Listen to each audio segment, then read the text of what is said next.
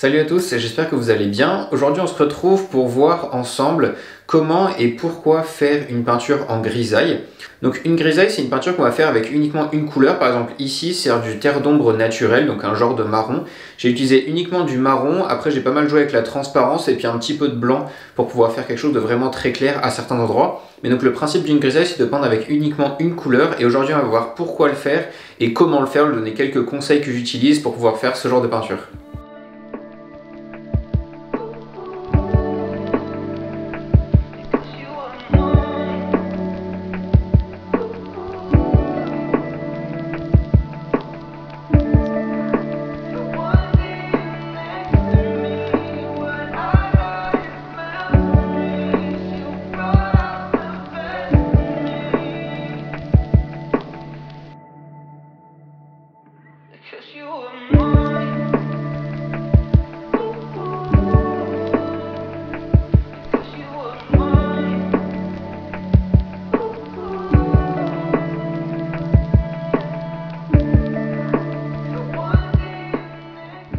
Donc pour commencer, on va voir pourquoi faire une peinture en grisaille avec une seule couleur.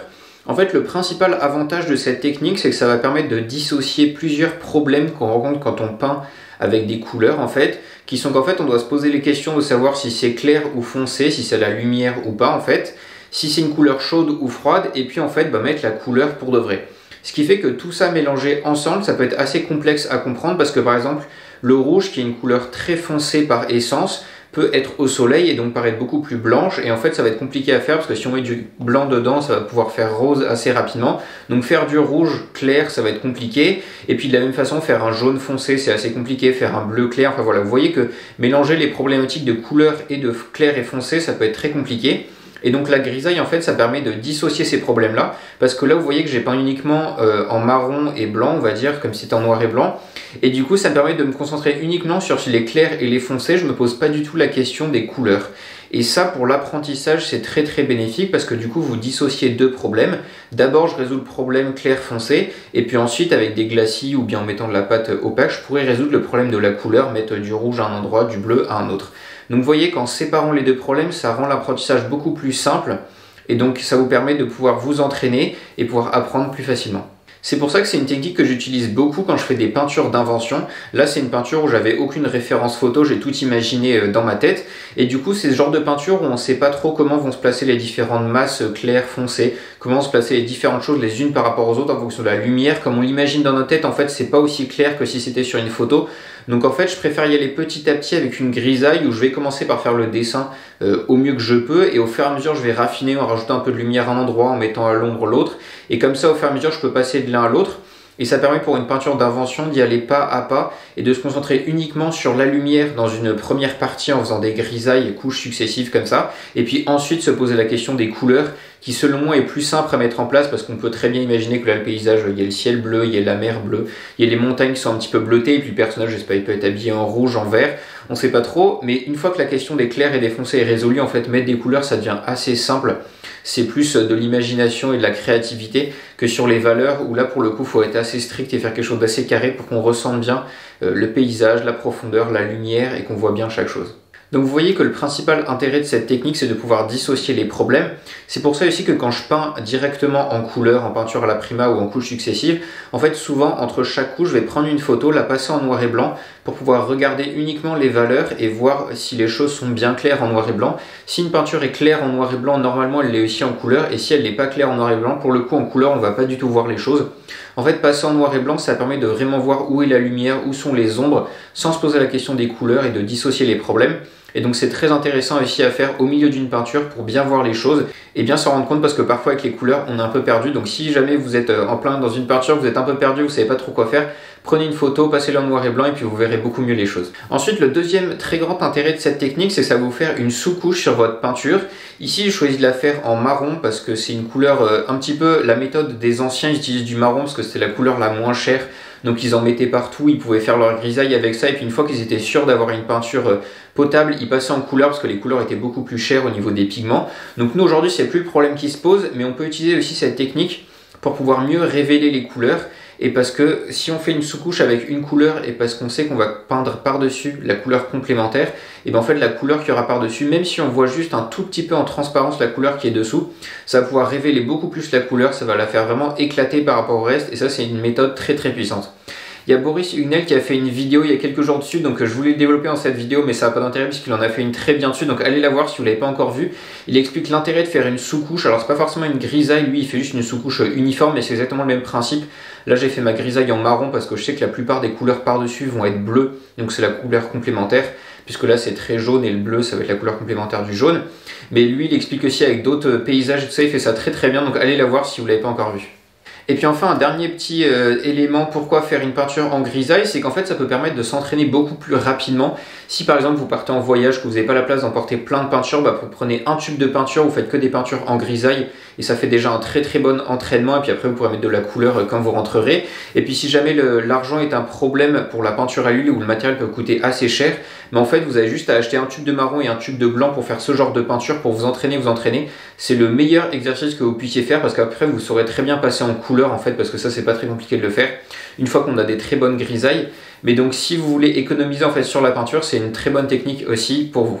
Maintenant qu'on a vu un petit peu pourquoi faire une peinture en grisaille, j'espère que je vous ai convaincu et que vous avez envie d'essayer. Maintenant on va voir comment le faire, donc je vais vous donner quelques conseils en fait de mon expérience, de ce que j'ai pu voir à droite à gauche, et puis de ce que j'ai fait pour cette peinture, pour pouvoir vous aider à les faire et y aller pas à pas, parce que il ne faut pas se perdre dans les différentes techniques, il ne faut pas se perdre dans les détails, dans les clairs ou les foncés, il faut y aller assez, en fait c'est vraiment une méthode assez systématique pour pouvoir réussir, et puis c'est pas très compliqué, il faut juste avoir les quelques étapes à faire. Donc la première chose à faire quand on fait une grisaille, c'est exactement la même chose que quand on fait une peinture classique, c'est de pouvoir appliquer une couche de peinture partout sur votre tableau. Donc là j'ai commencé par mettre du marron partout, et ce marron il faut bien le choisir, en fait il faut que ce soit la couleur qui soit pile au milieu de vos valeurs.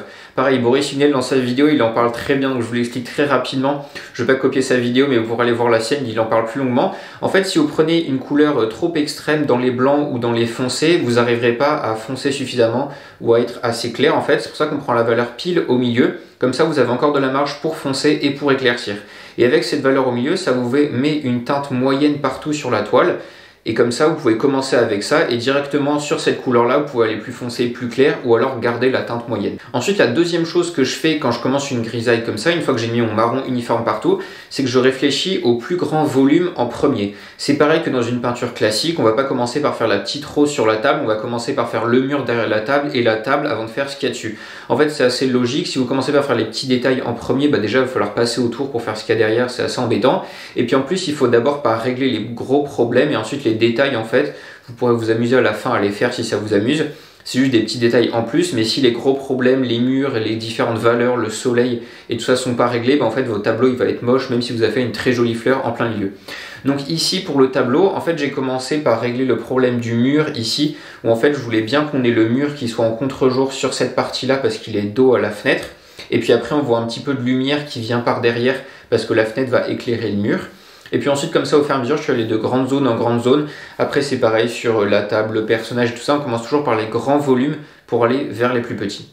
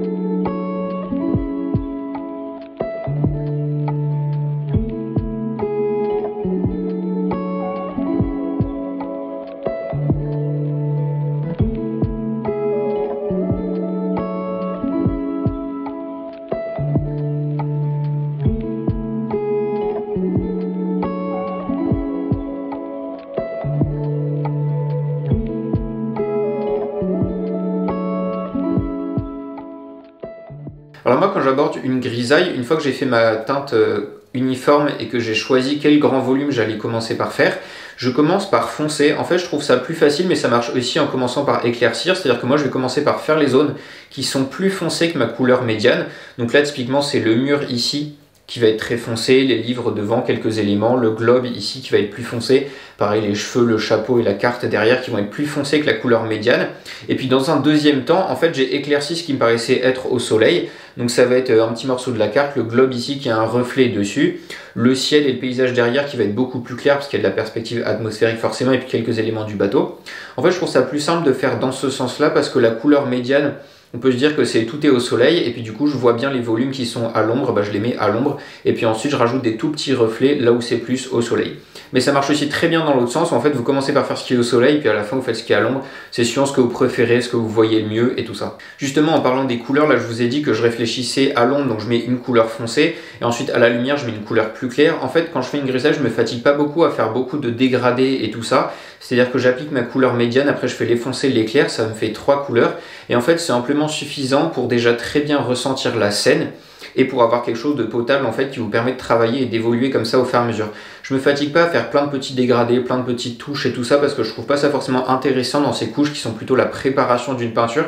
C'est un petit peu comme un exercice avant de se lancer dans la grande peinture avec plus de détails, les couleurs et tout ça. Donc ouais, je me fatigue pas, je laisse la teinte uniforme du fond et puis après je mets un peu de clair, un peu de foncé pour rajouter les détails et qu'on ait bien tous les différents volumes.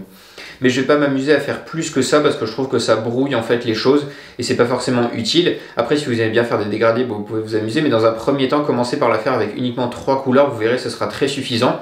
Et puis après au fur et à mesure des couches, forcément les choses se brouillent un petit peu avec les glacis que vous pouvez faire. Donc ça va passer à plus de teintes différentes, mais 3 c'est déjà un bon chiffre et c'est pas mal pour commencer. Donc sur cette peinture j'ai commencé par faire une première couche avec toutes les relations entre les couleurs, les clairs, les foncés que j'imaginais. Et puis après je me suis posé, j'ai bien réfléchi à ma peinture, ce que je voulais faire parce que c'était une peinture d'invention, la lumière que je voulais à chaque endroit et puis surtout il faut bien penser aux relations entre les différentes zones et c'est ça qui m'a permis de commencer une seconde couche en réfléchissant bien à ça. En fait, ici, j'ai envie de faire une peinture d'invention où c'est un petit peu concept, c'est-à-dire que le personnage, là, il est chez lui avec ses cartes, ses instruments de mesure et tout. C'est un petit peu un géographe, un aventurier qui est en train de préparer son voyage, il l'imagine. Et du coup, il regarde par sa fenêtre qui est juste là. J'ai pas fait tous les petits barreaux parce que je les ferai à la toute fin. En fait, ça sert à rien de les faire maintenant, ça va juste me déranger pour faire le paysage derrière. Et donc, l'aventurier est en train de regarder par sa fenêtre, de l'imaginer. Et du coup, là, il s'imagine déjà sur son grand bateau avec le paysage qu'il a envie de découvrir derrière. Et du coup, c'est un petit peu une séparation avec ici une pièce un petit peu confortable, quelque chose de cosy avec un feu dans la cheminée juste là, tout plein d'instruments, des livres et tout ça, la personne, je vais bien les habiller. Et puis ici, on va mettre un grand bateau avec un climat plus hostile, aventurier, un paysage derrière, quelque chose comme ça. Donc j'avais envie vraiment qu'il y ait une séparation entre ces deux univers, un univers où c'est la maison, on pourrait dire la maison de la personne avant qu'elle parte, et puis l'autre univers où c'est le bateau, l'aventure et puis les dangers et tout ça qui vont avec. Et du coup, pour séparer ces deux zones-là, j'avais envie que la zone du coup, qui soit à l'extérieur ici soit très éclairée, avec le soleil, un petit coucher de soleil qui est juste là, tandis que la zone ici soit beaucoup plus foncée, que ça fasse plus cosy, quelque chose de chaud, de chaleureux, avec juste uniquement comme source de lumière le feu qui est dans la cheminée juste ici, et puis la lumière qui vient de la fenêtre par là. Pour faire ça, en fait, à la seconde couche, j'ai foncé toute la partie ici en rajoutant un glacis un petit peu partout, tout en gardant les relations de lumière quand même pour qu'on voit bien qu'il y a un mur à l'ombre, un mur à la lumière, mais j'ai quand même foncé toutes les choses. Et puis pour ici, en fait, j'ai pas mal éclairci le ciel, la mer, les montagnes et tout ça, pour qu'on ait bien l'impression de perspective atmosphérique, de profondeur et tout ça. Après, bien sûr, là, il faut imaginer que ça peut passer en couleur. Donc là, j'ai fait les relations, on va dire, uniquement en marron et blanc du mieux que je pouvais. Mais bien sûr, quand j'aurai passé le paysage en bleu, l'intérieur en plus, quelque chose de cosy marron rouge avec le feu en jaune, forcément, on ressentira mieux les choses. Mais déjà, je trouve qu'ici, c'est assez clair au niveau des valeurs. Du coup, normalement, ça devrait être aussi clair avec les couleurs. Et puis voilà, après la grisaille, c'est comme toutes les autres peintures, il faut s'amuser, il ne faut pas hésiter à faire plusieurs couches sur une peinture, à faire plusieurs peintures, à tenter des choses. En fait, ici, comme on utilise très peu de peinture, dites-vous que ça coûte rien en fait de faire plein d'essais, de tenter des choses. Vous pouvez faire des petits carrés dans une peinture pour tenter des choses, des compositions, voir comment mettre la lumière, comment y placer les différents objets, tenter des compositions abstraites et tout ça, pour voir comment ça se ressent avant de passer sur une plus grande peinture.